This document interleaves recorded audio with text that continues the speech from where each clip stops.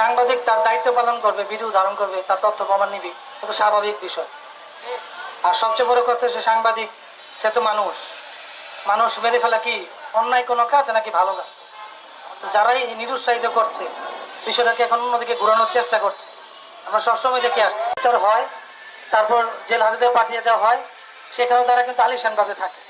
এখন আমরা যে দাবিতে আজকে এসেছি যে আমরা চাই যে যদি সরকার সত্যিকার অর্থে সাংবাদিকদেরকে বলে তারা কি মুক্ত, যদিও সাংবাদিক সমাজ কিন্তু এখনো মুক্ত হয়নি, আগেও ছিল না, ভবিষ্যতে হবে, এটা সত্যি। এবং কিছুজনকে দেখেছেন যে মানব জমিনের যিনি সম্পাদক তিনিও বলেছেন এই কথাটি। তা আমরা চাইবো যে 7 জনকে শুধু গ্রেপ্তার শুধু নয়, এই 7 জনকে দ্রুততার সহিত তাদেরকে কঠোর শাস্তি, তাদেরকে ফাঁসির কাছে ঝুলানো হয়।